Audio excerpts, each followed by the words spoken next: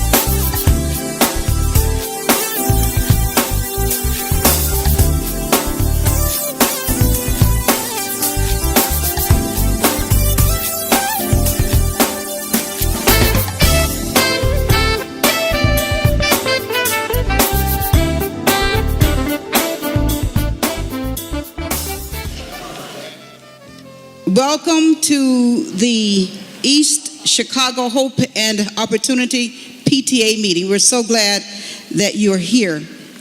And we're here because all of us care about our schools. We have folks who are here from East Chicago mainly, but we do have some visitors from other communities that are working with us, and we are so glad that you're here. So first of all, give yourselves a hand that you got here. Some people are still having challenges, but you're here. You're here.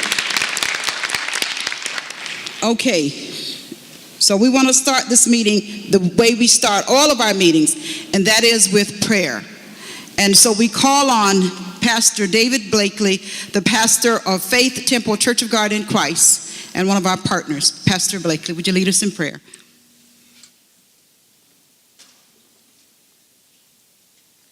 Shall we pray?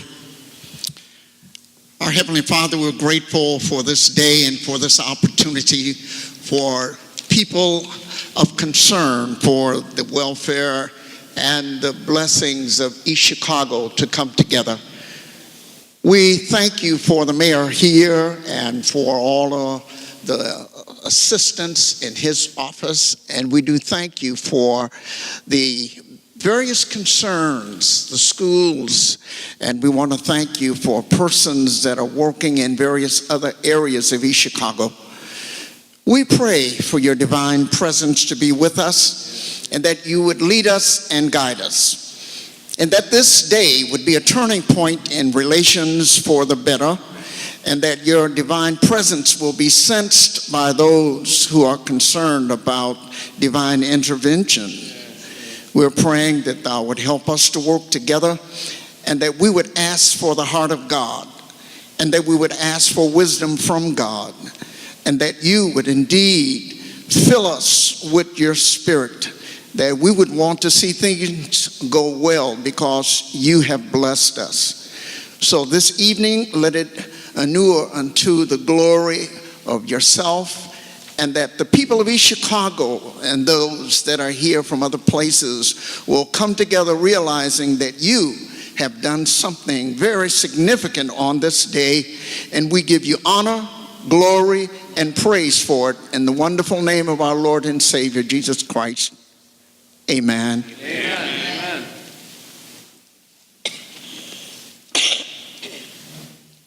Now we will be led in the Pledge of Allegiance by a mother and son that's in our reading program, Maria and Giovanni Quiros.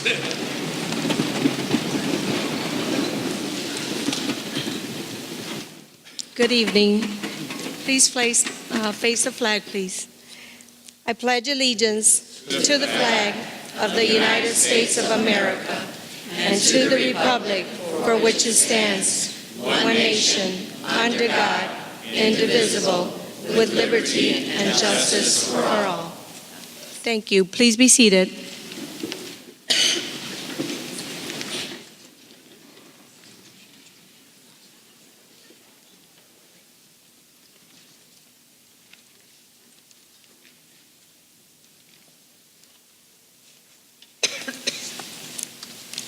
Now we call on the president of our board, the president of the board of the Federation, Pastor Dwight Gardner.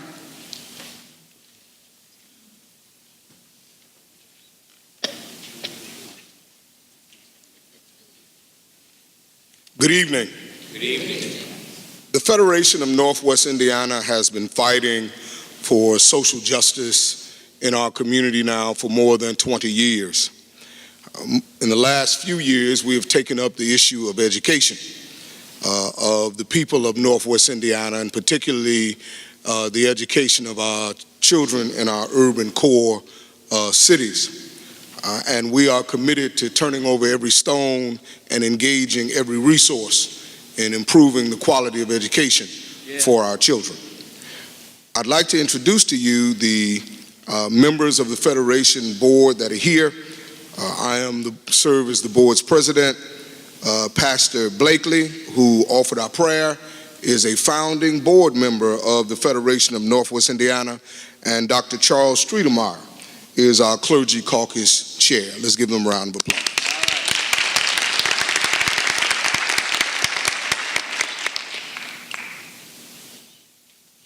And I am Reverend Cheryl Rivera, Executive Director and Lead Organizer for the Northwest Indiana Federation of Interfaith Organizations and the ECHO Project and ECHO Community PTA.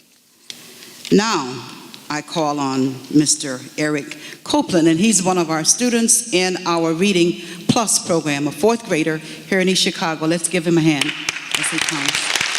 He's one of our most active students.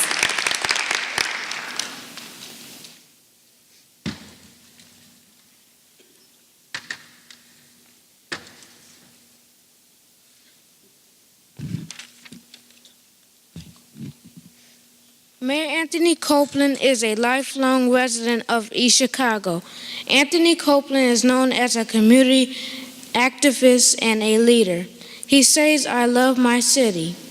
I live, breathe, and bleed East Chicago. My heart is here. My family is here. I want to make this city a better place to live for your family and mine." He is the seventh child of 11 born to George Washington.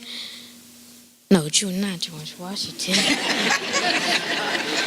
George and Annie M. Copeland in 1955.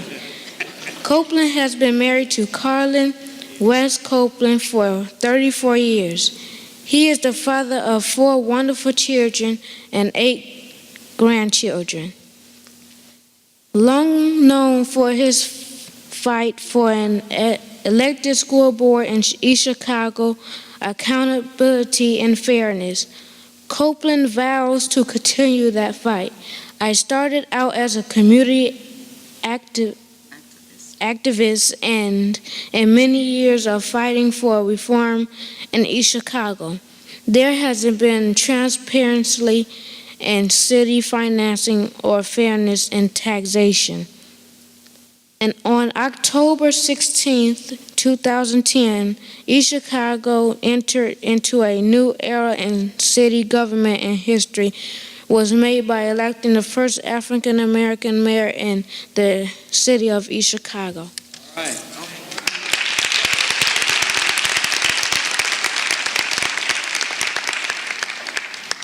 Mayor Anthony Copeland.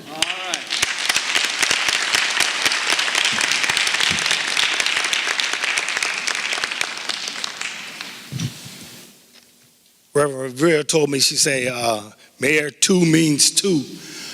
meaning minutes. She said, because you know you have a little preacher in you. But listening to Eric take me down memory lane and knowing that the elected school board was a long, arduous fight. I see Senator Lonnie Randolph. I can remember when we was down there in the rotunda fighting for this very issue. And who would have ever thought that this too would pass and we would actually see it working and functioning here in the city. But I will adhere to the 2 minutes. Let me just simply say the City of East Chicago, Echo Community, PTA, and the school City of East Chicago are pleased to give a 3-part heartfelt welcome. I feel special because I've been asked to welcome a special person of interest. Tonight, as our honored guest, we have Superintendent Glenda Ritz. All right.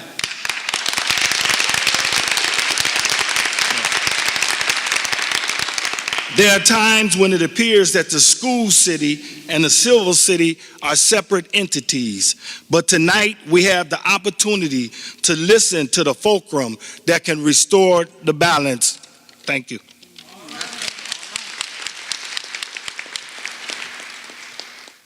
And that is exactly what we are seeking to do. Be a united city so that we can go forward and do the best that we can for our children and our families in East Chicago.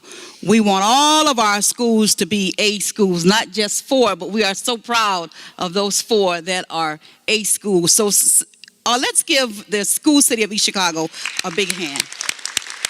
Woo! I know you can do better than that. That's fantastic.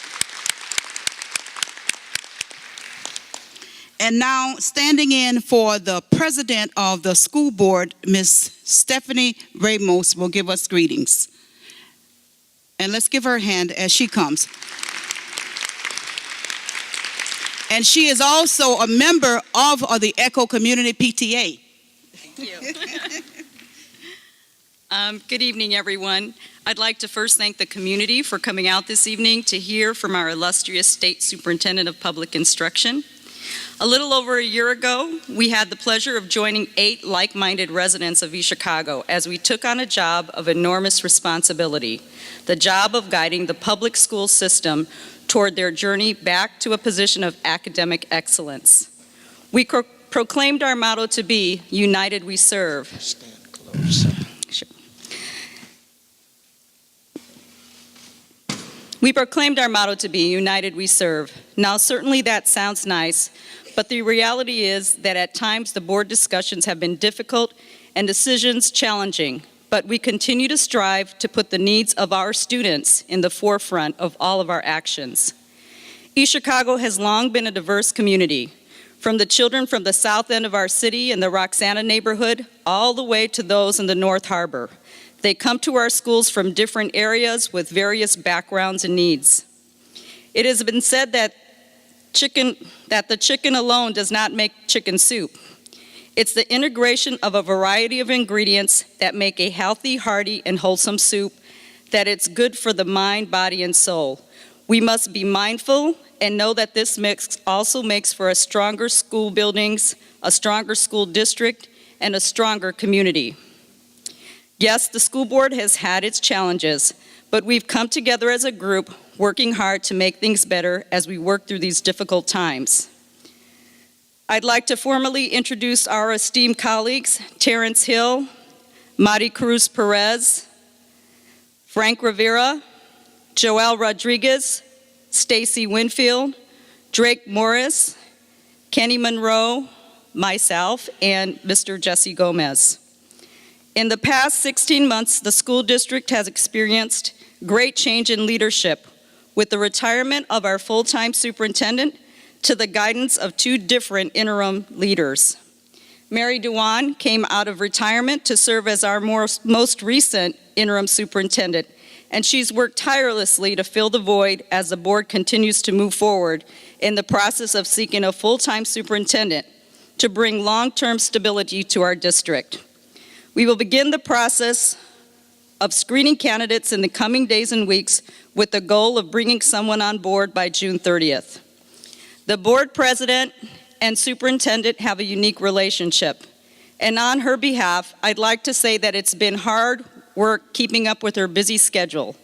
With thanks and for the work she has done, and with a fond wish for the retirement that she's dreamed of, I'd like to introduce our current interim superintendent, Mary Dewan, who will then introduce our special guest, Indiana State Superintendent of Instruction, Glenda Ritz.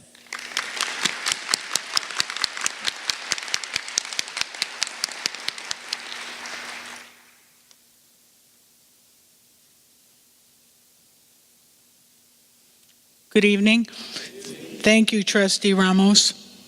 Earlier today, Superintendent Ritz met our hometown hero, Keon Brown, here at Central High School. Now I have the dubious honor of introducing our unsung heroes.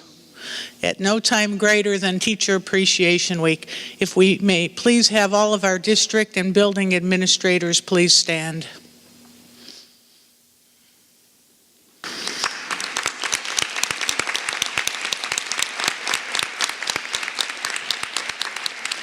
Thank you. And not to leave off our strongest group of unsung heroes, if we may please have all of our teachers and staff stand.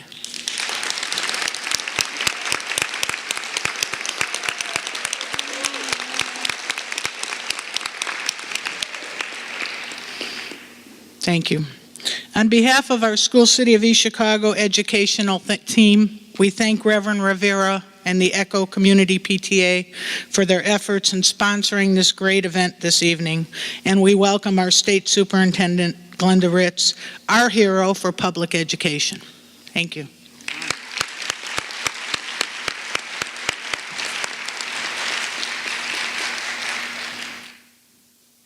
Thank you. Now we will have the recognition of our public officials and special guests by one of our parent leaders, Sheila Coles.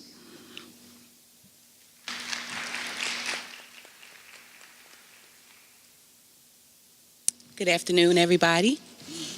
It gives me great pleasure to be able to welcome our special guests to the ECHO Community PTA special meeting.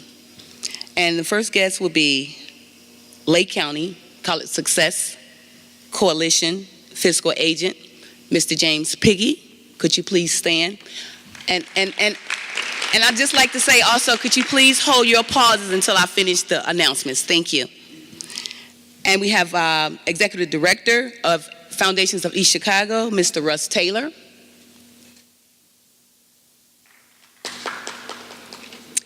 We have National PTA Board of Directors, Ms. Dee Jones. Also, we have National PTA Board of Directors, Donna B. We also have Bryant Harvey with PATH. We also have, for TCAP, Mr. Mark Arredondo.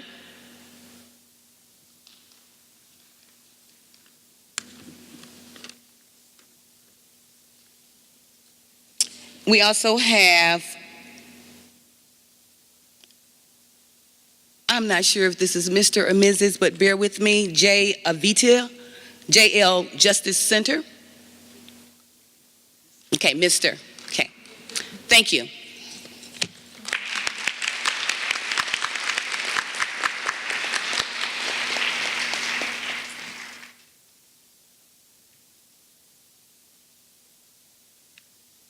Senator Lonnie Randolph. I know he's here. Okay, let's give him a hand.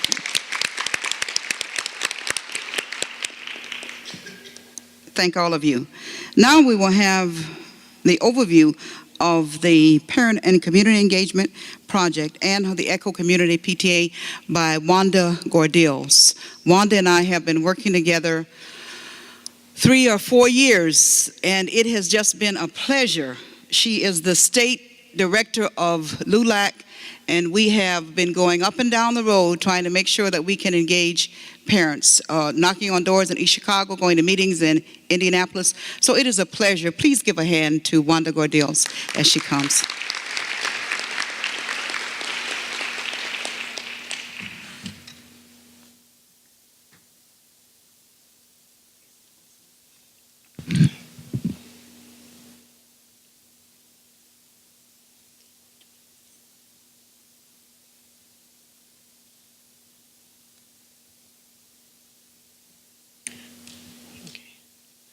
We would like to thank our collaborators from ECHO, the Northwest Indiana Federation of Interfaith Organizations, LULAC, the League of Latin American Citizens, IRON, Community Organizing and Leader Training, PTA, Parent, Teachers, and Association, and the Twin City Ministerial Alliance. We would also like to give thanks to our funders, the East Chicago Foundations of East Chicago. Our partners in our ECHO are the Faith Temple Church of God in Christ, 3711 Pennsylvania Avenue in East Chicago. They support ECHO's CSC learning with computers and space for reading, plus lab, we have a lab going on at this time. And the CSCS Learning, 1613 South Michigan, Chicago, Illinois, supports ECHO with LULAC CSC Learning, in-kind reading plus program, education consults, and training. ECHOS. ECHOS is the East Chicago Hope and Opportunity for our families and children in East Chicago. We engage and empower training and develop leaders. ECHO connects parents, students, educators, community, stakeholders, and has relationships and advocates with the community, driven education reforms, sustainability, and democracy. Parent and community engagement is a big deal. The Federation and East Chicago collaboration created the ECHO Community PTA. ECHO Community PTA is the only community PTA in Indiana. We are community-based, usually meeting in libraries, congregations, centers, etc. Tonight we are here at Central High School in East Chicago. ECHO is a member of Hammond PTA Council, Indiana PTA, and National. What's the big deal? Studies indicate, regardless to race, income, or language barriers, the benefits of parent and community engagement are substantial. ECHO Community PTA engages parent and stakeholders in the community to work together to impact education outcomes. The outcomes of parent and community engagement creates higher grade point average and higher scores on standardized tests, higher enrollment in more challenging classes, better school attendance, less retention, improved behavior at home and school, better social skills and adaptation to school. ECHOS advocates parent and community as equal partners and leaders who are integral to identify a vision and goals for successful children, schools, and community. ECHO parent and community engagement encourages you to contribute your own visions and talents as necessary in the big picture to reach shared goals in public education. Children are our greatest assets here in East Chicago. We all have an interest in making sure that our children grow up healthy and educated. Based on all current evidence and research, parent and community engagement is critical for the success of children in public education. We all have to support our children in East Chicago to assure their potential is fulfilled.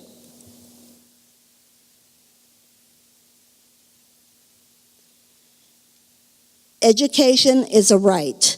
Education is not a luxury. Education is not a mortgage. Education is not a business. Education is a right, a civil and human right.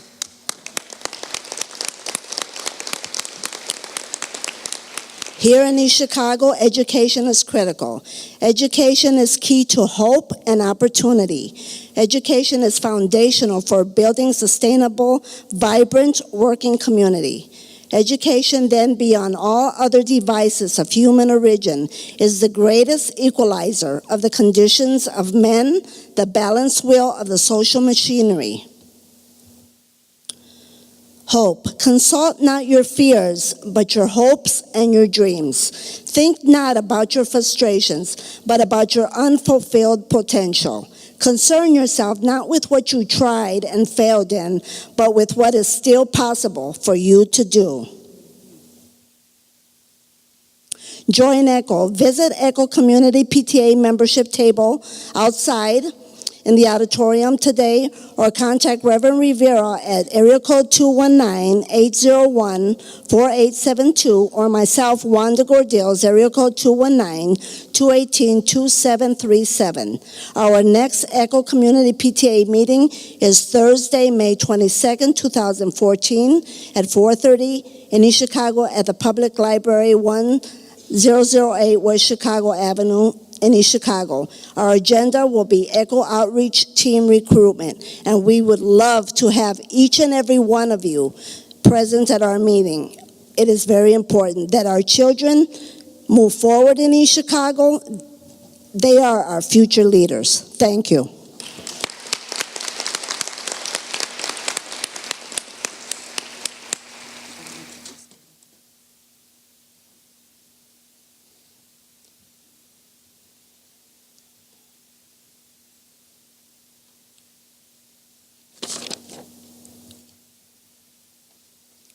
And now I would like to introduce Mrs. Carol Sanchez Crozier, who is the CSC founder and president of the CSC Learning and LULAC and ECHO. Thank you.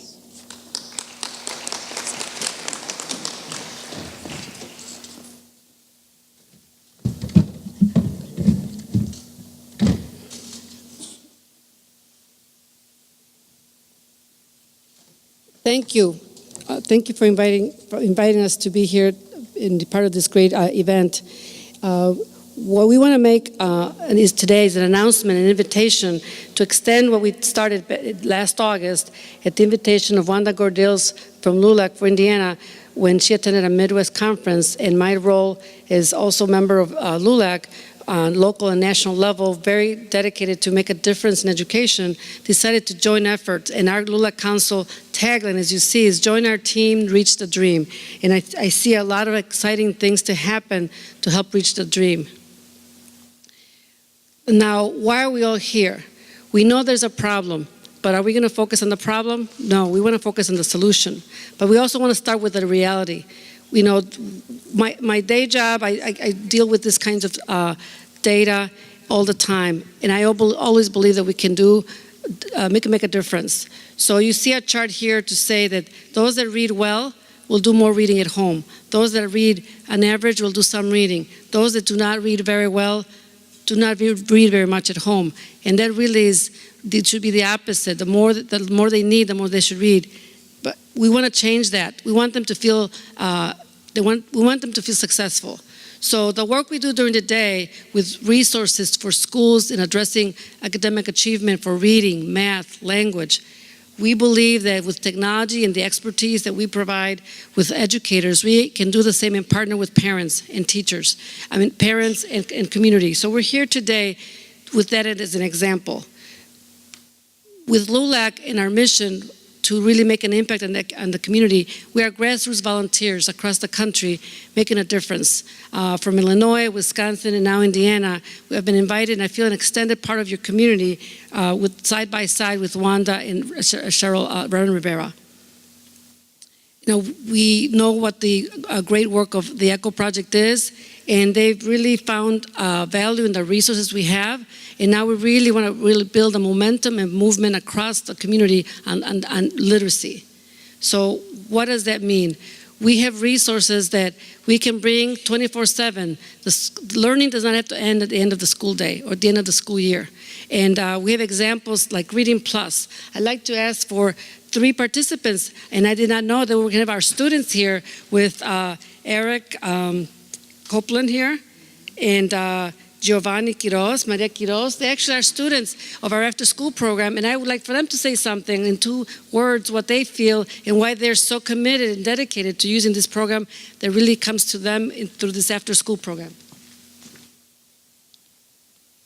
Good evening. I'm a parent involved with this reading program that has been excellent, both for the students as well as for the adult education. I myself need a little refresh course, so this is definitely has helped me tremendously, and also for my son, which he's going to speak now.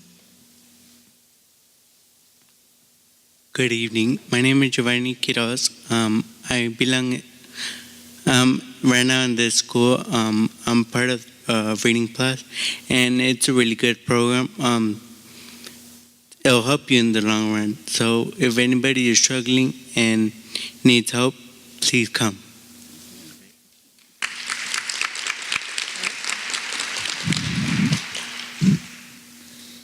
My opinion is that Reading Plus is a helpful online program, and that it helps me a lot. In school, my teacher said that I have improved my reading, and I was so happy about that. Thank you. I could not have said it myself, and that's what keeps me going. Not only as a business owner, as a member of the LULAC, but as a parent of two children who I'm very proud of. Both are college graduates. One is an attorney, assistant state's attorney in Cook County, and I'm very proud. So nothing better than having our children succeed. So with that, I want to talk a little bit about our grant. My partner in crime, Catherine DeFrancesca, we do work during the day. Is a founder of the business, and I'm an immigrant. I learned English at the age of 10. I have 10 brothers and sisters. One is here, Roger, who volunteers with the grant with the after school. We really are committed in what we do. And Catherine is going to say a couple of words what we do during the day that we want to really extend to all of you, and this invitation to be part of this wonderful opportunity to engage families. Thank you. I'd like to first thank Reverend Rivera and Wanda Gordiles.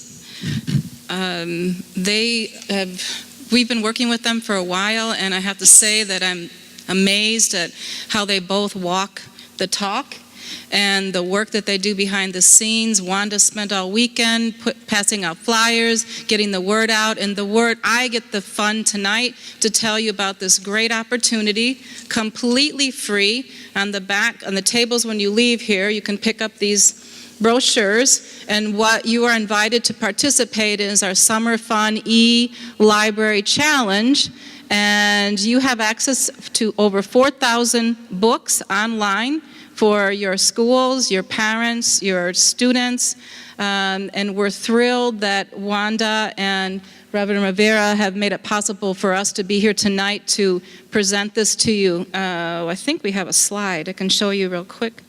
I don't know how to. So basically there's over 4,000 books in this e-library. You can access it from home, wherever you have internet. And you'll... yes, and there are different languages also offered, Polish, Hungarian, Spanish, a variety of different languages as well as English. And the kids love the books. We're in the Midwest in several states, and we have a school right now, a whole school district in Tucson, Arizona. In just a month, the students have read over 20,000 books. Because as soon as the kids get onto this program, they're flip books, so they look just like a book, and they're just having a lot of fun reading, and the parents are also involved. And I think I'm out of time, so let me get off of this. But anyway, please, when you leave, take one of the brochures that you'll see in the back, and you'll see a phone number, and please just call or email us, and we will get you set up. Thank you. Just to end, I just want you to know that you can count on us as your partners, as community members, parents, and we'll be engaged. And we have another surprise for you. For all of you that sign on with the literacy, there's another technology that will engage parents through technology, texting capabilities in real time, translating messages in real time, amazing possibilities that we can do together. We cannot do it without you, so just let us know if you want to be a part of this team, and there's a simple form to sign, and you can contact us, and we'll be here to help. Thank you.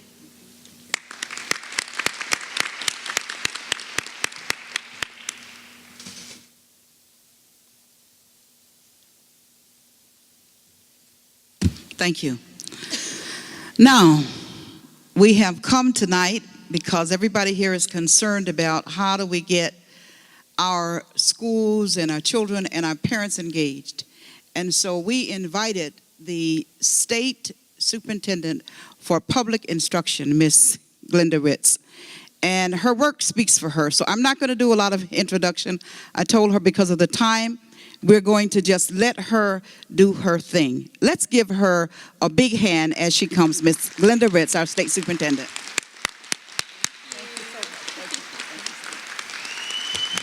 Thank you. Thanks. Thank you so much for inviting me. I was on this stage about a year ago, I think, welcoming the new board members aboard for the school board elected. And so I'm excited to be here once again. I'll be back. So I got to see 5 schools today. I haven't seen all of your schools, and so I'll be back and we'll have more conversation. But I want to let you know that as Superintendent of Public Instruction, this job is actually a good fit for me. So I want to tell you a little bit about my qualifications so that you understand that I feel comfortable with where we're headed. I have always been involved in education policy for the 34 years of my life in school, in classrooms, and I just didn't really know I was preparing for this position. I have always been involved in the major committees at the school level to make sure that students had what they needed in their classrooms. At the district level as a teacher leader, I worked with school boards and with administration to be sure that kids had what they needed in the classroom. At the state level, I spent a great deal of my time lobbying with senators and House of Representatives on what was good education policy to support what we do for kids in the classroom. I had opportunities to work behind the closed doors, so to speak, actually tweaking language and working with bills that would eventually become law. I spent a great deal of time testifying in front of the State Board of Education regarding education policies and initiatives. And then I'm a national board certified teacher, and I was lucky enough to be asked to serve on that board of directors at the national level for 7 years. And so I feel like I have a breadth of information regarding education policy, and whenever I talk, I'm talking about education. You need to know that I spend almost all of my time trying to take the politics out of education.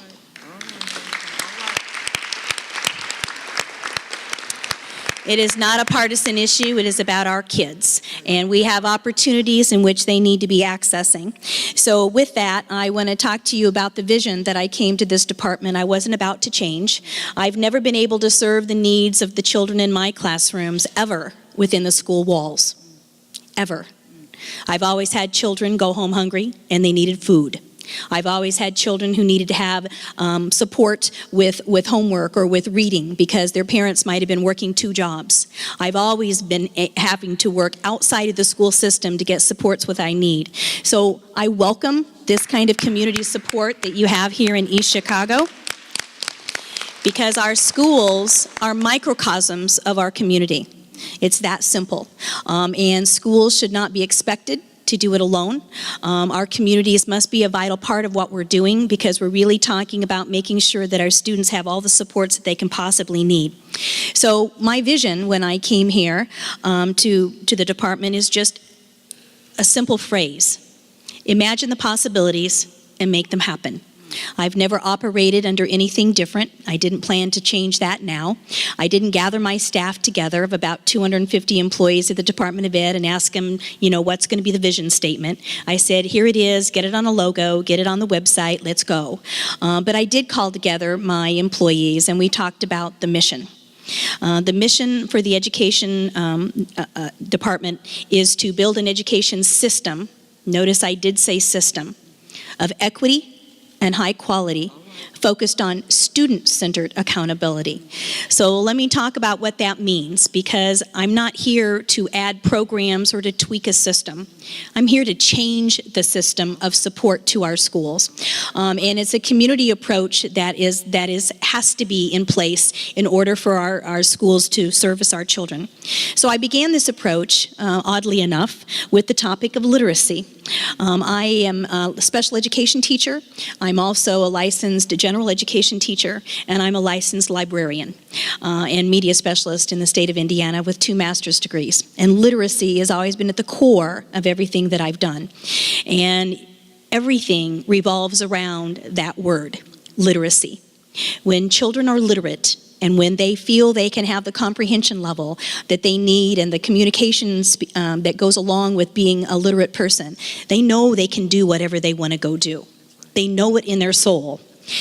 So we have to be sure that our little ones and all of our kids are going to have that kind of experiential work, and it takes family commitment, it takes community commitment, and I did just that when I started. So I was elected in November, and I took office in January. And in November 2012, and took office in January of 2013. And between that time, I formed a group at the state level. I did have people from all over the state to serve on a literacy committee, because I said we have a lot of work to do. We have to build a culture of readers in the state of Indiana, because we've gotten away from it. Reading has to be valued more than just in our classrooms. It has to be valued outside of the classroom. It has to be ingrained in you to be a literate person and to be a reader. So with that, we decided to kick off the Hoosier Family of Readers. And if you haven't accessed, and I would invite this group to be members of the initiative, doesn't cost any money. You sign up and we put you on the map. We have over 260 partnerships around the state of Indiana that are working with us, that work with children on literacy. We know as individuals on this committee, we could not make students read outside of school. We can't make families be engaged with their children outside of school with literacy. But what we could do was empower those that do work with our children. And that's what we decided to do. So we've empowered over 260 organizations statewide. All the YMCA camps, when we kicked it off last summer, said, yes, we're going to make reading part of what we do when they come to our camps this year. All of the Boys and Girls Clubs, all of the public libraries, all of United Way programs that are working with literacy and children. Our latest partner is the National Guard. Actually had a National Guard soldier come in uniform to my office and say, Glenda, we've got 2 soldiers doing part of their duty, serving part of their duty in some Fort Wayne schools with little ones under grade 3. Making sure that they're going to be on track to be readers by grade 3, knowing how to read.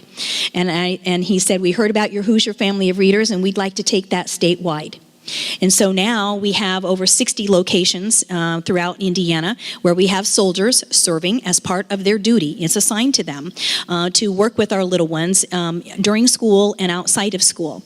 So we are embarking on a very large project, an initiative to make sure that our schools all know about the Hoosier Family of Readers, and that children are actually identifying who their family of readers is, because it's different for every child.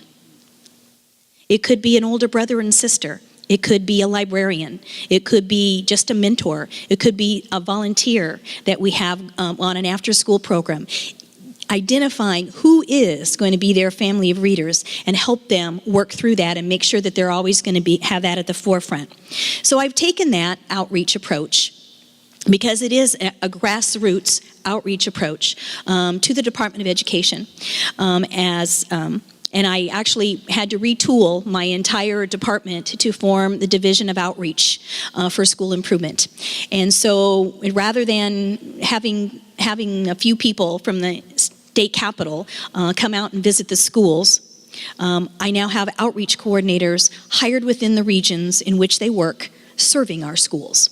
And that's what it's all about. We're getting ready to tie that initiative, the Outreach for School Improvement, to school improvement plans. Right now, every school in the state submits a school improvement plan in an electronic report, and it sits there on an electronic shelf. We have no way to disaggregate the information. We have no way to see the needs of all of our schools in the state of Indiana, but we're about to do that. We're going to have an electric template in which all the various aspects of school improvement will be there. It'll be active for the schools. It can be changed as they work on things. One of the areas will be parent engagement and community involvement. Those are areas that they report on. It is the responsibility of schools to be sure that that's an integral part of what they do. It's an approach that has to be integral with making sure that kids get what they need. So with that, we'll be able to see the needs of our schools statewide for the first time when that gets up and running.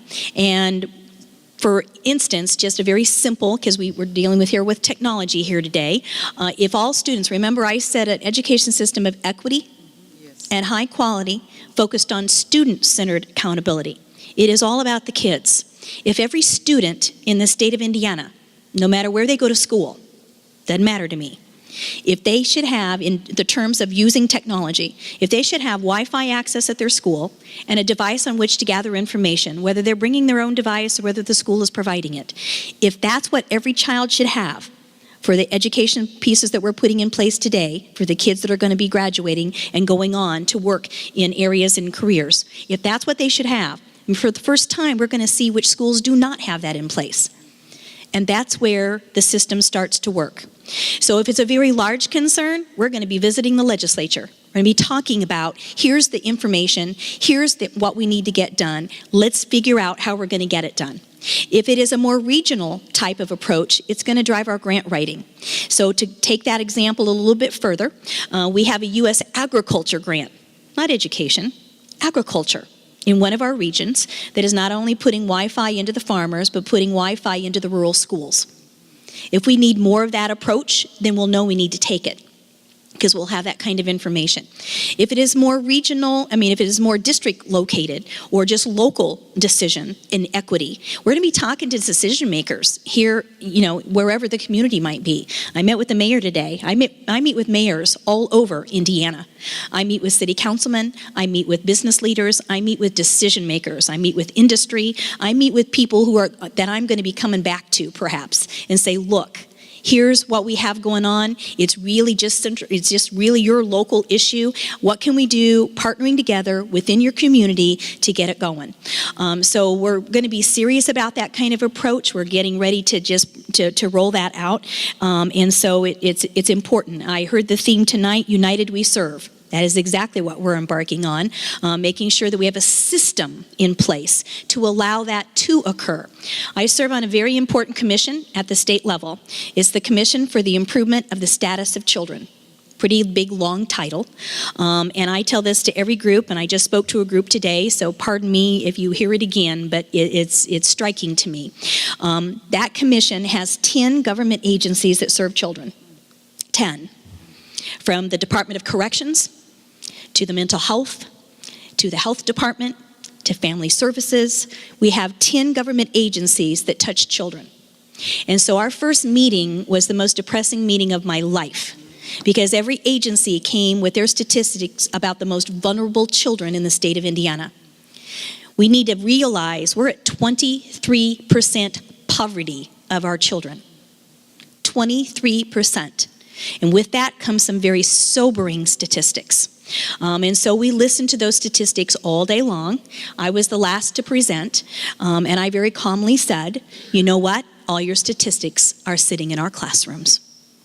So let me talk to you about outreach. And I pulled out my thumb drive and I showed him a PowerPoint about outreach. It's about putting in a system where you can access at the school level what you need for kids to maximize their learning. Doesn't matter what the supports is, what the support groups are, or who's running them. Supports are supports, and we need to welcome them all and make sure that it's happening, and make sure that we're making use of those. So the outreach for school improvement is a really big issue and initiative to actually change the system in which we provide support to our kids. We have many initiatives going on at the Department of Education. You probably have heard most of them in the news. So I'm going to just briefly touch on a few that I know have been out there, but I actually am excited that the legislature passed, not this past session, but a year ago, House Bill 1427. It allowed the Department of Education to begin having that dialogue along with the State Board of Education about standards, assessments, and accountability. And those are 3 areas that have very high stakes in Indiana. And so I've been afforded the opportunity to work within the system to be sure that we're headed on a good path with those. And I can tell you I'm very excited about the path we're heading on. So I'm going to talk about standards first. Indiana, for the first time, will have adopted its own college and career-ready standards, and that's important for educators and parents and students alike. It is the first time that Indiana actually has involved higher education and career experts in looking at our standards K-12, to be sure that they really are going to prepare children for college and career. And I'm excited about that because not only did we look at the progression going from K-12, we looked at the progression going 12K to make sure that what we're putting in place is actually going to be what we need. The most important conversation, though, however, is assessments. Assessments, unfortunately, drive everything that we do. And that's because of No Child Left Behind, the federal mandates about 12 years ago, and we have begun the testing regime. And I actually got into this race because we test too much and we don't teach enough, and we have to have time. So I want to let every group know what our assessment system is like, because we're beginning to have the public conversation about assessment. And everybody needs to understand what it is we own and where it is we need to go. So ISTEP, grades 3 through 8, is actually a growth test. It has a bottom of grade 3 and a ceiling of grade 8. If we gave it that way to 5th graders, we would know we have 8th grade mathematicians sitting in our 5th grade class, or we have 3rd grade mathematicians sitting in our 5th grade class. But we do not give it that way. We give it as a grade level test. It has a 5th grade bottom and a 5th grade ceiling. And that is all we know about our children. And honestly, all these educators sitting out here, any 5th grade teacher who knows his or her curriculum, any 5th grade teacher who knows his or her students can tell you before we ever give that test who is not going to pass it. And we spend millions of dollars giving this test. What we need to know is where our students do perform. We need to know where they are so that we can put interventions in place to take them where they need to go. So a very sad state of affairs in the state of Indiana is that we only have one data point for collection of reading, the most important indicator of student success in academics. The most important. Any assessment that a child takes is first a test of reading. That's what it is. And if you can't read it, you can't pass it. So we have to be right on track with this. So we collect one data point on reading. 3rd grade pass-fail test. It doesn't even tell us where they do read. It's a 3rd grade pass-fail test. We're about to embark on having reading information for our students. And for the first time in Indiana, we're actually going to have data that's going to follow the child. Now remember I said we are at 23% poverty. Children of poverty have great mobility. They go to 2 to 3 schools in a year. So you need to wrap your head around that, because they go from apartment deal to apartment deal to apartment deal. They get a couple months free rent, then they can't pay the rent, and they're on to the next deal. 2 to 3 schools a year. And we're supposed to be able to teach them reading. And they move around so much, they don't trust adults, because once they trust them, then they're gone. They typically don't make friends, because once they make friends, then they're gone. It's very painful to keep leaving and you leave your friends behind. So it's much easier to push them away, become a discipline problem. Because you just push away people after a while when you move around so much because of poverty. So mobility, we have to get a handle on. We can do some things within our own districts, but we have to have data follow the child. You should be able to pull up a child's name at the state level. The state pays for the test, for goodness sake. You should be able to pull up data and know where Johnny is performing.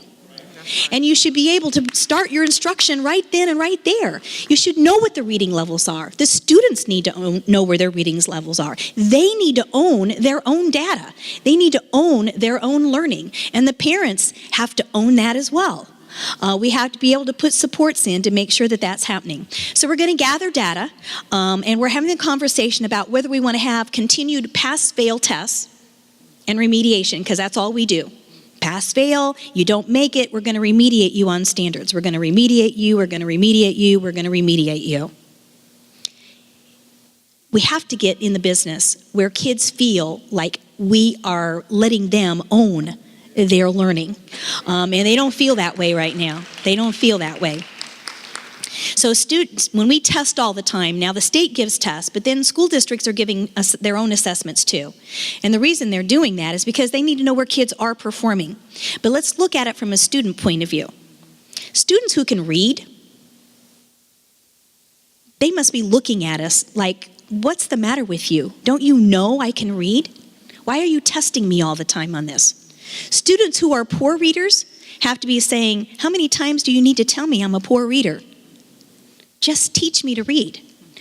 So we need to make sure that we're sending the right message to children. And right now, you know, when in my library at Crooked Creek Elementary School, when I started to have children come into my library, and I promote reading to the max. I mean, kids could check out 10 books at a time from my library in the school system. I mean, we had max checkouts, 5 at a visit, 10 in the system. I didn't really care if books got lost, because I knew those books would be read somewhere by somebody. And I didn't really worry about that too much.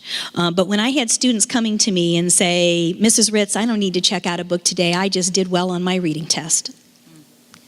That's an issue. Because kids don't understand that reading has to be ingrained in you. It has to be part of what you do for the rest of your life, or you'll never be able to retool yourself to go into other opportunities for careers. Now, I'm kind of looking at the age level here.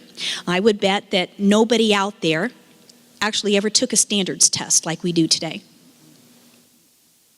And yet you're successful. Why is that?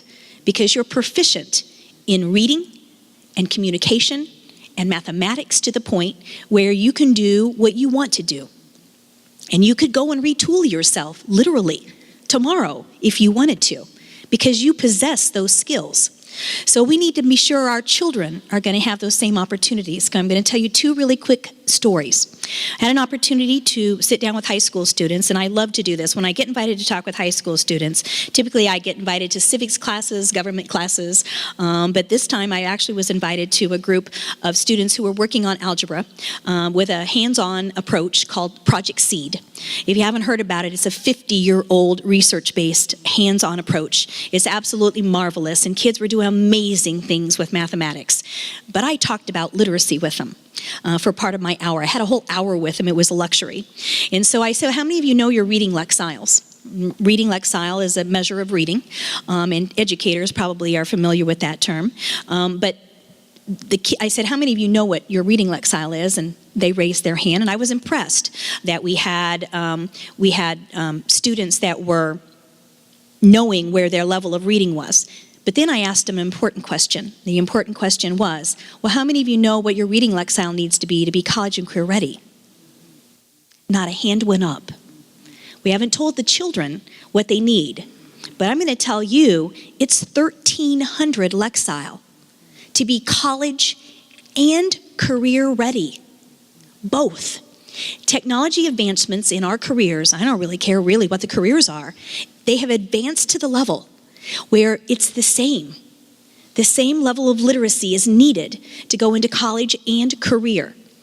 Mathematics, I have visited skilled labor, the hiring of someone to actually assemble a car. I have visited entities that have that kind of business, and I say to them, who do you take into your internship? And they said, well, Glenda, we only really take one group of students in the high school area where we are. We take students who are in Project Lead the Way. And I don't know if you have that in your community, and you may have something similar, but it's actual problem solving with science and engineering and mathematics, and kids are engrossed in it. And that's what they're doing. That's the only type of students they would even consider. And they had 100 kids in those kinds of programs in the schools. And so I got excited and I said, oh my gosh, you took 100 interns. No, we only took 20. So I asked why. Because they needed an SAT score of 450. That's average to get into college. To assemble cars nowadays. It's done with robotics, technical manuals, problem solving to make it faster and move it where it needs to go. Working in groups to get things solved. It's not the assembly of cars of 20 or 30 years ago. It doesn't exist anymore. So we have to be about what it is that kids need to know. I'm excited about the standards, but I'm probably more excited about college and career ready assessment questions. Because instead of students choosing right answers, they need to be able to give the answers. They need to show their reasoning abilities. They need to be masters at reading intentionally for information. They have to be ingrained in being good readers and good communicators and showing them what it is that they do. So I'm excited that we're going to be moving towards that kind of in-depth teaching. I think educators are just going to be excited about making sure that kids get in that kind of realm. And so with that, I want to say that the next step is accountability. So we've talked, I've heard mention here about the grades of the school, so I'm going to give you my perspective on that. I am all about accountability, actually right down to the student. I want to know that every student's getting what they need. And we're going to have a system that's going to be fair and transparent. And we're going to make sure that we're looking at performance and individual student growth, not compared to their peers around the state of Indiana, their growth. Students are going to be able to see where they're growing and what they're doing. And it's important that we see both aspects of that to do accountability. But there is a difference between accountability and really making that happen and school improvement, actually showing it, and the labeling of schools. I've been very open that I do not approve of labeling schools A, B, C, D, and F. It is in state law. It is in state law, and it will take legislative action to change it. But I need to tell you that it's not about the schools. It's not about parent choice. It's about labeling our students.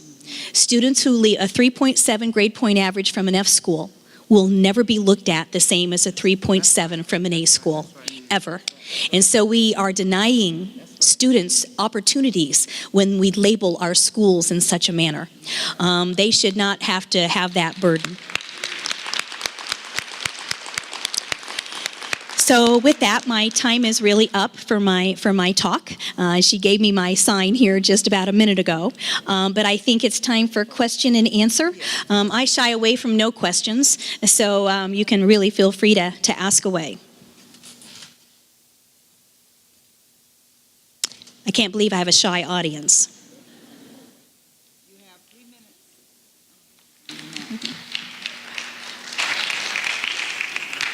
Superintendent Rick. Please, We got some microphones up here, and it might be helpful because I can't. yes, please come to the I podium. honestly can't hear you. Sorry.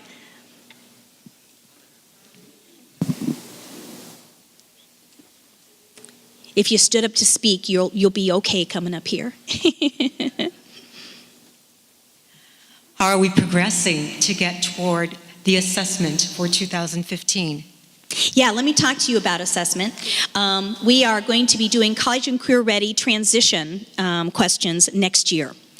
So next year we will be having the I-STEP test for the last time, and it will be in force, but we will also be having sessions for kids to experience and educators to experience what those college and career ready questions look like and feel like. So let me give a simple example, in a geometry question, for example. So if you have a geometry question under the I-STEP method, you would choose a right answer, okay? Under the new system, there'll be technology-enhanced kinds of questions in which they will actually probably manipulate shapes or whatever to solve the answer. Reading passages instead of just being able to skim and look for answers. Kids have gotten in the habit, and they know how to take a test now. They've gotten in the habit that I don't have to read this whole passage, I just need to look for key words in these questions. Well, there won't be any of that anymore. So if it says on the assessment, it says, what is the theme of this passage? Number one, you have to read it. And then part B might say, and of the sentences that are highlighted here, which ones support your answer? In-depth analysis, critical comprehension. The questions are going to be robust in language arts and mathematics. There'll be a combination of fiction and nonfiction prose, and so there's going to be that sense of, yes, I need to be a critical reader and thinker. I need to be that to do well on assessments. Kids will have to be involved, but it frees up the educators to once again really teach. And I feel that that's where our hearts are. We want kids to be involved. We want kids to problem solve. We want them to do great projects. We want that in-depth learning, and we're going to take kids to that kind of level. So that's when it's going to happen. The actual assessment itself, the change, will be in 15-16. Okay? It'll be in 15-16. Please, Superintendent Ritz, with the elimination excuse me, before you speak, please identify who you are so we know who is speaking. James Piggy, former administrator in the Gary Community School Corporation. Nice to see you. Thank you. With the elimination of the I-STEP, do you think our graduation rate will go up? With the elimination of the I-STEP, will your graduation rate go up? So let me talk about your secondary assessments, okay? Secondary work and measurement of assessments is now based upon your end-of-course assessment in algebra and your end-of-course assessment in English at grade 10. We are talking about an accountability system that actually goes from grade 1 to 10 or 11 and follows the child. So we're talking about having reading information every year of a child's career. We're talking about having language arts information every year in a child's career. We're talking about having mathematics information every year in a child's career, and hopefully where they do perform, not just the pass-fail test. We have to assess where they are on level, but we also are going to hopefully be able to actually do the growth measures as well, and where are they performing. And that, once students begin to own their own data, that will have a big play into what we're doing. So let me tell you one other thing about accountability. Right now, I-STEP has a pass, a do not pass, a pass, and a pass plus. We're about to make our assessment at the on-grade level area to be at least 7 or 8 categories, so that for the first time, students can see their incremental growth. Because even those students in the do not pass area, they can't see where they're going. They can't even see if they've grown at all. And so they just know they're still down there. Teachers can't see it. So we're about to show the incremental growth of students, and we're excited about that. We're also going to be able to show whether a student's actually going up or down, even within the bands of that. So that we know we're on the right path with a child. And so we're going to individualize it to each student themselves. So when they look at their little chart, they will be able to very easily see over the years, here's where I've been going, okay? And here's how I get to this area. So we are diligent about working with the accountability system and also the assessment system to be sure that we've got that in place. So I really am talking about data following the child. I really am. Good evening. My name is Irma J. Sanders Lauderdale, and I too am from Gary, Indiana. One of the things that you said here tonight I thought was most impressive with me was you realize the climate in which a child comes from has a lot to do with their ability to progress. You not only stated that they move from area to area and it has a profound effect on a child's education, and that's one of the things I've never really heard a superintendent really come out and admit, that it's not the child's fault. It's really they're following their parents, and a lot of their parents go through things. For the past 20 years, I have worked with Title I parents, and I am just happy to know that your heart is with the child. Everything else, nothing else matters unless that child is comfortable in an environment in which they can learn. And it's all of our responsibilities to make sure that happens. And so with that parent engagement and working with parents on how to support their children, we have to get real here. Parents in poverty aren't necessarily bad parents at all. Like, not at all. They are working 2 to 3 jobs to make ends meet. They literally don't have time in their schedule because they're busy putting food on the table for the next day. The snow days that we had, oh my gosh, we feed children in our schools now. We have summer programs. We have eat and read programs all over the state of Indiana now each summer to make sure that children are getting breakfast, they're getting lunch, and so we have to make sure that we have a lot of kids that are undernourished and need to have proper food in which to make sure that where they're going to be having maximum learning going on in their brains. So with that, we just have to make sure that we're in tune to that. Sometimes kids come to us with all kinds of issues, but that shouldn't deter us from making sure that things are going to be the way they need to be. And we just have to have supports, and that's what outreach is about, working with principals. Eventually we'll be able to have support systems at principals' fingertips to say, hey, you need this for your kids, here's where you can go get such and such. You need this, here's where you can go get such and such. And that's why it's important to have grassroots outreach in the areas in which to serve. Yes. Hello, my name is Pascual Delgado from EC's National Honor Society. My question is... Nice to meet you. Thank you. What are the differences between you and our last superintendent of education, Tony Bennett? Well, I can tell you I will tell you that the conversation about education has been a needed one. The implementation of what it is we should do is like night and day. So I'm all about putting in proper support systems to make sure that we have high quality and equity. I am not about putting in negative or punitive measures for our schools. I am all about support for our schools. So I will say that the approach in which we take is quite different. Thank you. You're welcome. I have a question. Again, Dwight Gardner. I'm the head of the Federation of Northwest Indiana. Where is it? Right here, to your right. Oh, other way. Right, Oh, thank you. right. I'm like, where's this voice coming from? All right. You borrowed that microphone. Part of the academic process has to do with how the student views the facility in which they go to school. Mm-hmm. And my question is there a facility standard for schools in the state of Indiana? And does the state aid systems in reaching whatever those standards are? The answer is no, and the answer is no.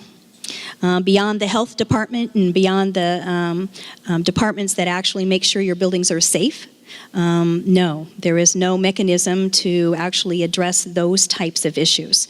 That is a local decision, local budget, local decisions, local priorities, to be sure. And what's in place now in the state of Indiana, you used to be able to use capital projects funds, and if you had quite a bit of money in your capital projects fund, you could do your renovations like you need. Now you have to run a referendum if it's anything over $10 million. And everybody knows you can't refurbish, nor can you build a building for $10 million nowadays to do what you need to do in a school. So you have to run a referendum. Your community has to actually say yes to raising taxes for you to actually do infrastructure work that you might need to do. So we have several communities in the state of Indiana where their buildings are deteriorating, and they will continue to deteriorate if the community does not support referendums. And there is no state level kind of piece that actually supports those kinds of endeavors. So another reason why it's very, very, very, very important that community always be involved with their schools. Because when a referendum comes up, they will vote yes. Because they've seen firsthand and they've been involved firsthand. When they're not involved, they vote no. So I encourage community groups working together all the time, because the more you know what you need. But no, there is no mechanism in place to make sure that that occurs. You're welcome. Good evening. Good evening. My name is Michael Monaghan, and I am a loyal, committed, and dedicated employee for the school city of East Chicago. And my question is twofold. Over the past years, our school district have lost thousands of dollars for different reasons. What is your position as superintendent of the state of Indiana in helping our school district restore these funds to help assist our children in this district? Well, Also, I have one more. There has been talk about eliminating your position and making state superintendent a position appointed by the governor of Indiana. What can we do as a community to make sure that they don't eliminate your position? So first, let me address funding. I wish I were in charge of funding, but I'm not. Your state legislature is totally in charge of that, and they decide what types of monies come your way, and what monies are distributed to schools in that manner.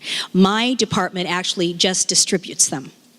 So the money comes to me for the state, for your school tuition, and we calculate what that is per child for your group within the formula, and we distribute those monies. Okay?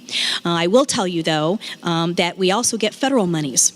So we have title monies in a variety of forms. And those monies, I want to work with the lower performing schools in actually putting those titled federal dollars to really good, substantial school improvement work. And so we're gonna be embarking on that with our school improvement efforts to be sure that we really have good, strong infrastructures in place at our lower performing schools, to be sure we're using our monies to meet what we need to get done. So with that, that's about as far as money comes with me. We write grants. Okay, and I put out grants from time to time at the state level. I have weekly communications with principals and superintendents across the state of Indiana. We highlight some of those grants that are available at the federal level or perhaps the state level and encourage them to apply. And so through that kind of mechanism, we do things too. You will always see me fight for more money. Am I expecting more money to happen for our schools? No. I'm not. It's not a pleasant outlook, in my personal opinion, and with the General Assembly nowadays regarding money to schools. So we need to work within the means. I'm not expecting more money to my department, to be perfectly honest. And yet I found a way to create the Division of Outreach and reorganize and reprioritize in what it is that I needed to do. So we're going to have to work within our means, literally. We need to use things to the best of our ability to make sure that we're getting in place what is needed for our kids with what money we do own. But you will always see me be an advocate for that. I always ask. But it's the General Assembly and your efforts talking to which is really the answer to your second question. So the topic will come up. It will come up again about me being in an appointed position. But that's where the supporters of public education and education in general come into play. Writing their legislators, calling them up, emailing them, talking to the State Board of Education, whatever it might be. Actually, I'm not in this alone. I'm not always the best champion for things. You need to think about my political climate. I'm not always the best person to champion things. You are. They need to hear from you. They need to hear directly from you. And that's where you make the big difference. I'm all about people making sure that they have their voices heard. And that's how it happens. You can't sit back and say, well, we'll just let Glenda do it. We elected her. That is not going to happen, ever.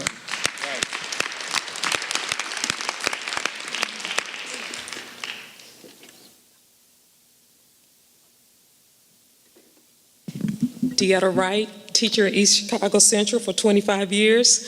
My question is, what safeguards are in place to ensure equity exists among all school districts when urban districts have a difficult task attracting and retaining high-quality teachers? So I'm glad you asked that question of me again, like she did earlier today. Attracting and retaining teachers is an issue. It's an issue in general because of the negative feelings towards educators in today's society. We have our own educators telling their own children not to enter the profession. We have to keep hold of our own profession. It's been degraded. There's no doubt about that. But we need to get to the point where we don't feel that way, and we need to still entice kids and children to enter into that profession.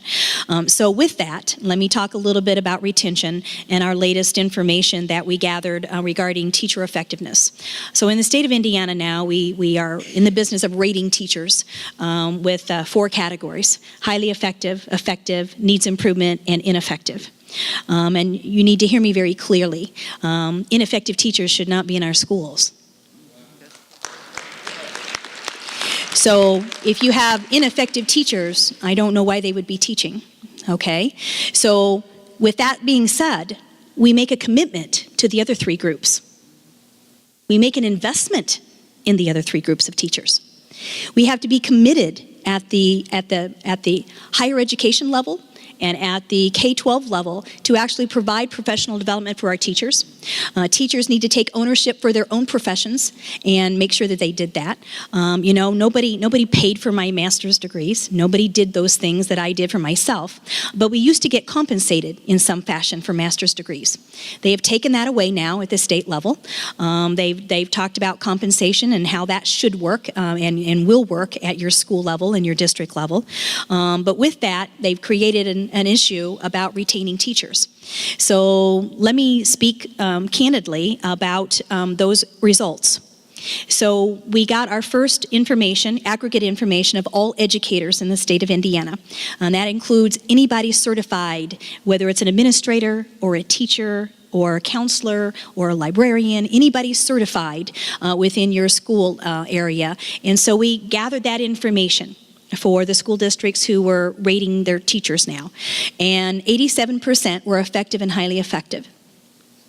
And so I immediately did a press release, and I said, doesn't surprise me. We do have that kind of percentage of effective and highly effective teachers in the state of Indiana. My goodness, they go to quality pre-training to begin with. It's not like our universities aren't doing their jobs. But I got immediate pushback from the press. Well, that can't be right. That can't be right. Well, it is right. But there's 2 portions that need to be kind of looked at when you look at this. And one is the highly effective teachers and education leaders, because it takes a crew of highly effective educators to turn around a school. Because we have to share our talents amongst each other. We have to take our effectiveness and our highly effectiveness, and we have to say, look, we have it all right here in our building. Let's get busy. Let's make it happen. What is it we need to put in place, and how is it going to work? Because we already have the talent amongst us. We just have to make sure that we're going about our business of doing it. So I disaggregated it. I don't like that A, B, C, D, F thing, but I disaggregated it by the high performing to the low performing. High performing, highly schools, they had 32% highly effective teachers. 32% statewide. And it went down and down and down and down. Like literally, it went down to 11% in our failing schools. So we have to have a pool of really good quality leaders within our system. We need to use them as leaders to do what we need to do with the business with our effective teachers, because we have a big pool of effective teachers. And we have effective teachers, if we gave them leadership roles, they would be highly effective. We don't use our own strengths to make things happen. We just sit back and we just kind of do the same old thing, okay? Then the other piece is about retention. So it's a small sliver, highly in high-performing schools. There's about 11% turnaround. We had, literally, when we collected the data, statewide, we had 10% not rated. 10% of the teachers didn't make it to the end of the school year to get a rating. They're leaving in the middle of a school year for whatever reason, okay? That number gets bigger all the way down to the lowest performing schools. It's almost 20% leaving before they ever get rated in a school year. We have a retention problem, most definitely. But we have put in things that, don't help that at all.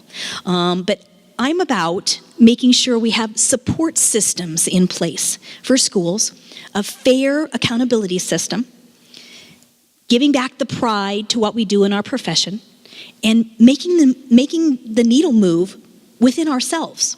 Because we have all the talent we need right here. We have it all sitting right out there. We don't utilize it like we need to. And we don't get the things going sometimes like we need to. And we need support of our communities to get it done. Because the more struggles that kids have and come to us with, the more support that is needed. That is a fact. So we just have to be sure that we're working that way. And I think I might be at my time here. We have one more? Two more. Thanks. My name's Carl Wolf. I'm a parent of 2 kids in the Hammond Public Schools, and our elementary school was a B school 3 years ago, and last year was an F, and this year it was an F all of a sudden, something I found hard to understand. And because of that, our principal has been let go, and a group of parents, a group of us got together and went to the school board and said, look, this is a good principal. And the school board said, yeah, this is a good principal, and it's really horrible that she has to be let go because of the law, because of the rules in the state of Indiana. And we urged the school board to look at, well, just what if we ignored the laws? What if you kept this principal in there? She's a good principal. The school board admitted it. We all understand that she's a good principal, and there was really nothing that they could do, and we felt like there was nothing that we could do to save this good principal.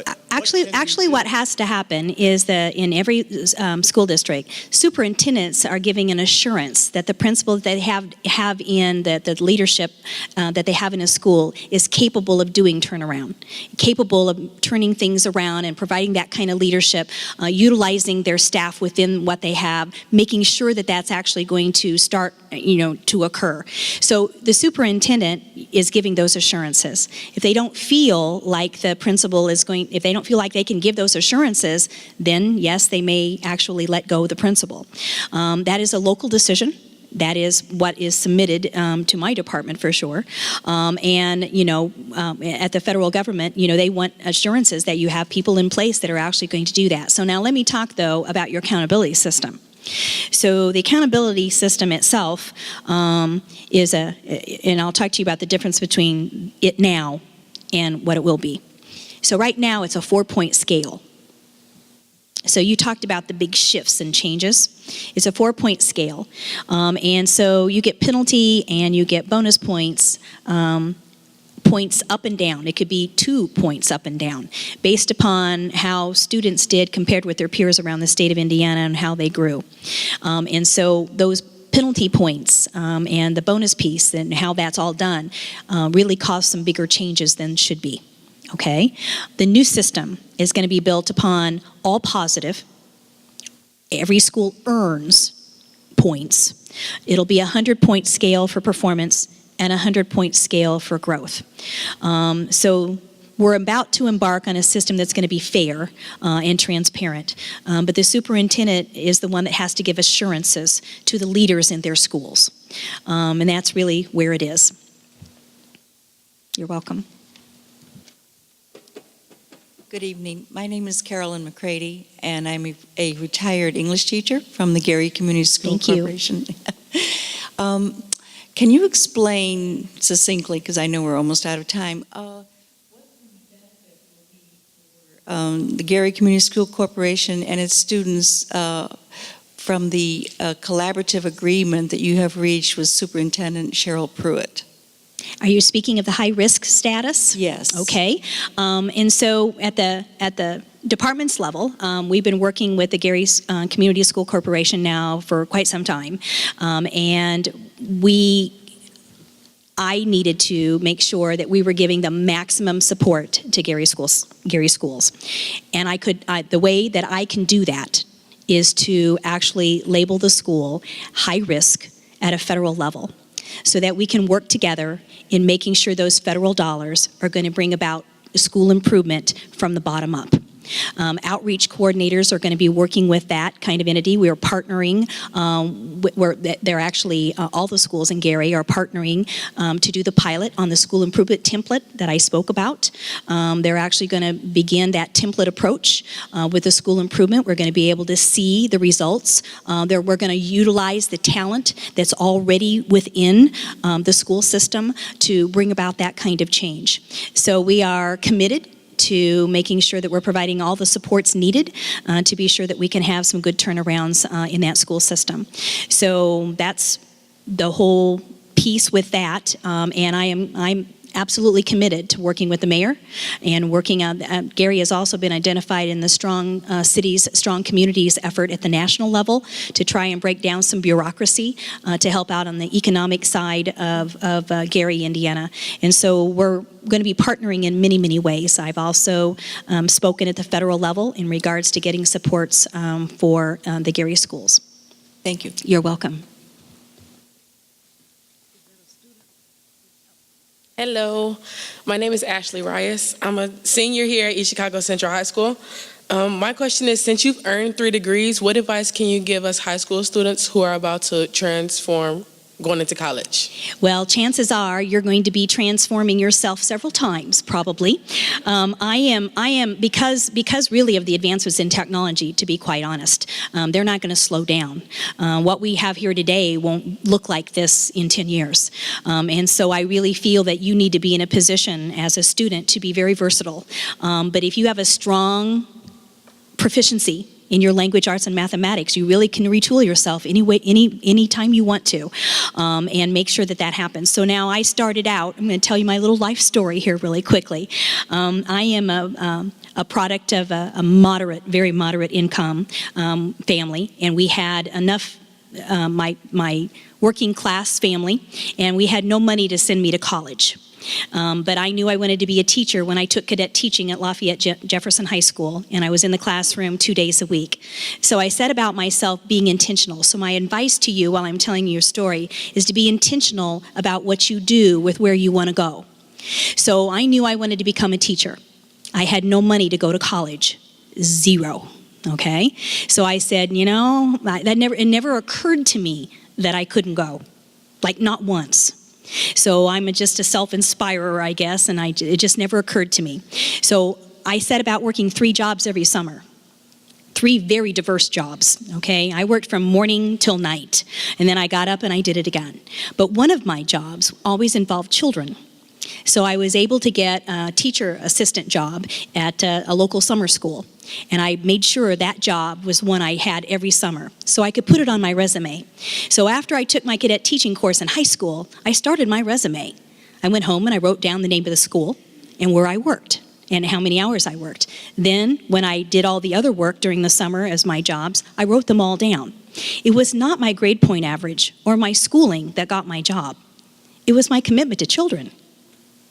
Whatever it is you're going to go into, be intentional about it. I talked to 10 young men just the other day in construction, taking career courses within our schools. And I said to them, what are you doing this summer? And one of them raised their hand and said they might be following their dad, who was an electrician. And I said, I don't really care if you volunteer or you get paid. You need to do something in your vocation in which you want to go and do, because you have to be intentional about what it is that you're going to do. Our kids nowadays do not have what I call relevance in their high schools. They need to see the relevance to what it is they're doing. And I'm going to talk to you about another big committee I serve on, the career, I just lost the title of it. Thank you. The Indiana Career Council. I need to start out with Indiana instead of career.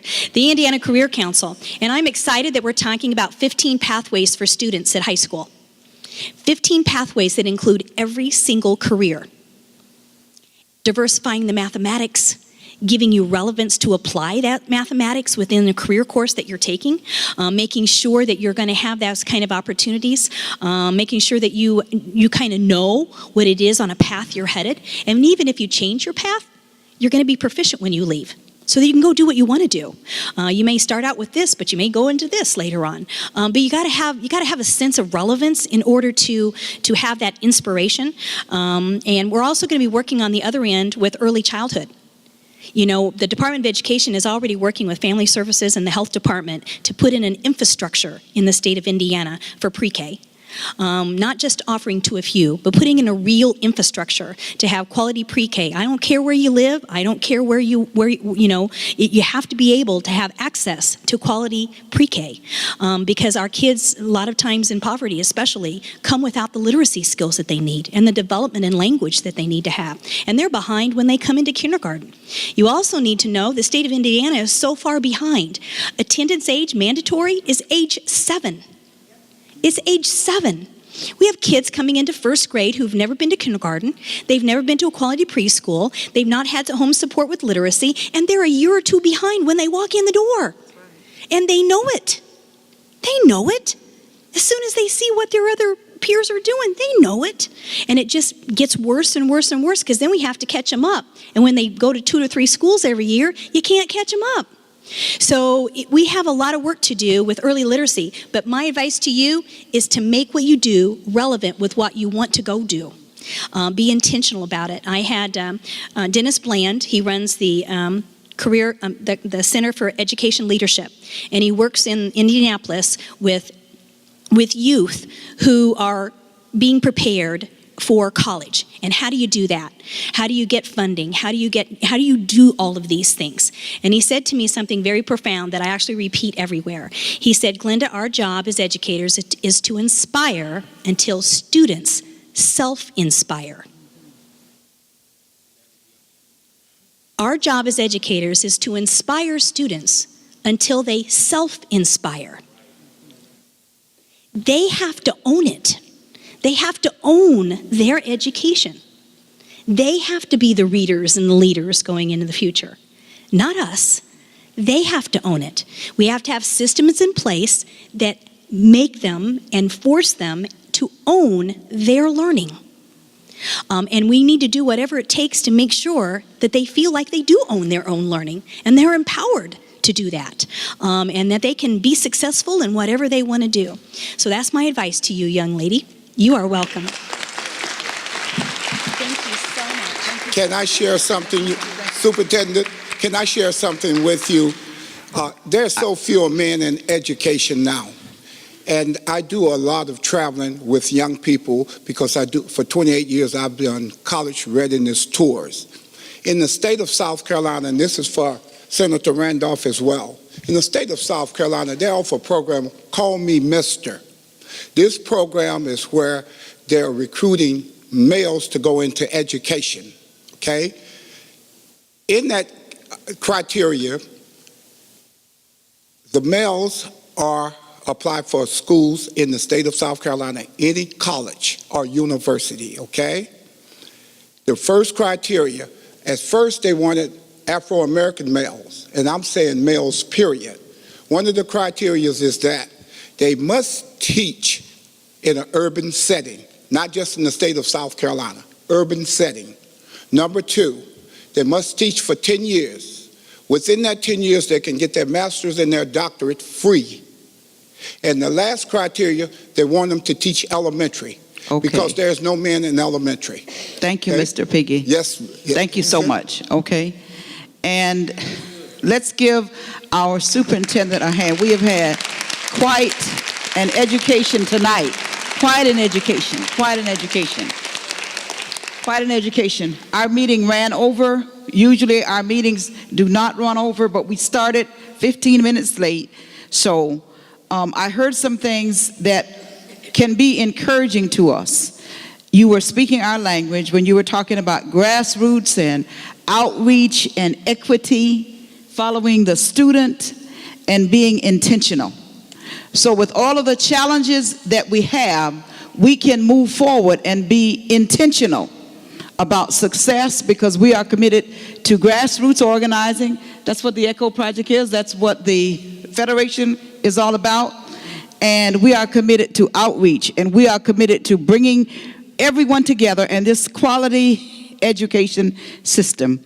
So we are here to work with you to make sure that our schools in this community and in our region become part of that high quality education system. So we give you our commitment, and we like what you say, so we are partners. We're going to hook up together, okay? So we thank everyone. Let's give everyone a hand. We are particularly grateful to Mrs. Mary DeWan.